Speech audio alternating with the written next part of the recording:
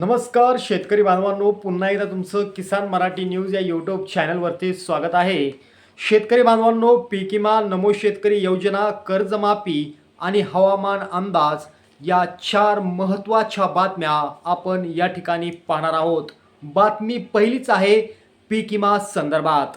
ज्या शेतकऱ्यांना अजूनपर्यंत खरीप 2025चा सोयाबीन पीक विमा मिळाला नाही, अशा शेतकऱ्यांनी काळजी करू नये असं आव्हान कृषी मंत्री दत्तात्रय भरणे यांनी या ठिकाणी शेतकऱ्यांना केलेलं आहे। मित्रांनो, पीक विमा कंपन्यांच्या माध्यमातून जवळपास 30 जिल्ह्यातील शेतकऱ्यांना सोयाबीनचा पीक विमा या ठिकाणी वितरित केला जात असून बऱ्याच शेतकऱ्यांना खरीप 2025चा पीक विमा जमा झाल्याचे मेसेज देखील या ठिकाणी आलेले आहेत। मात्र या ठिकाणी जर बघितलं तर बऱ्याच शेतकऱ्यांना पात्र असून देखील या ठिकाणी पीक विमा आल्या नाही, त्यामुळे बरेच शेतकरी सध्या चिंतेत आहेत।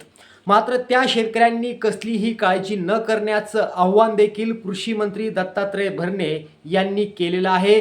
कारण पीक विमा कंपन्यांच्या माध्यमातून पीक विमा टप्प्याटप्प्याने वाटप सुरू असल्याची माहिती आता समोर येत आहे आणि येत्या 8 दिवसात राज्यातील सर्व शेतकऱ्यांच्या खात्यावरती हा पीक विमा वितरित होऊन जाईल, अशी माहिती आता कृषी मंत्री दत्तात्रय भरणे यांनी या ठिकाणी दिलेली आहे। शेतकरी बांधवांनो, आता दुसरी मोठी बातमी आपण या ठिकाणी पाहूया।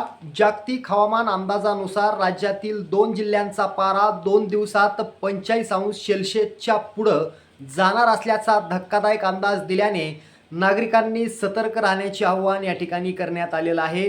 अकोला आणि सोलापूर या जिल्ह्यांना मोठा धोका असल्याचं पाहायला मिळत आहे।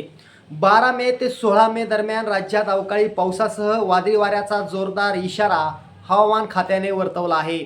यामध्ये मराठवाड्यातील काही जिल्ह्यांना येलो अलर्ट जारी करण्यात आलेला आहे। यामध्ये बीड, लातूर, जालना आणि छत्रपती संभाजीनगर या जिल्ह्यांना येलो अलर्ट देण्यात आला आहे।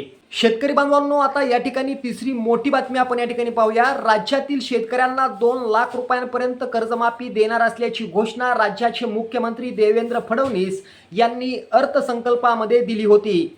शेतकऱ्यांचा डेटा व इतर माहिती गोळा करण्यासाठी परदेशी समिती नेमण्यात आली होती।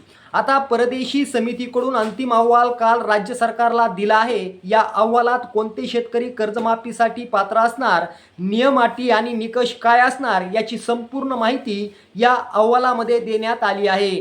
कृषी मंत्री दत्तात्रय भरणे यांच्या माहितीनुसार कर्जमाफीची अंमलबजावणी येणाऱ्या 20 मे 2026 पासून सुरू होणार असल्याची माहिती आता समोर येत आहे। शेतकरी बांधवांनो, आता चौथी मोठी बातमी आहे। राज्यातील नमो शेतकरी योजनेच्या 9व्या हप्त्याची वाट पाहणाऱ्या शेतकऱ्यांसाठी आनंदाची बातमी आहे। कारण राज्य सरकारनं काल झालेल्या मंत्रिमंडळात एक महत्त्वाची घोषणा केली आहे। राज्यातील नमो शेतकरी योजनेच्या 9व्या हप्त्याला मंजुरी देत 9व्या हप्त्यापोटी तब्बल 1013 कोटी रुपयांच्या विशेष निधीला मंजुरी दिली असून येत्या 8 दिवसात शेतकऱ्यांच्या खात्यावर नमोच्या 9व्या हप्त्यापोटी 2000 रुपये वितरित केले जाणार आहेत। शेतकरी बांधवांनो, या होत्या दिवसभराच्या 4 सर्वात मोठ्या बातम्या। व्हिडिओ आवडत असतील तर शेअर करा, चॅनलवर नवीन असाल तर सबस्क्राईब करा। जय हिंद, जय महाराष्ट्र।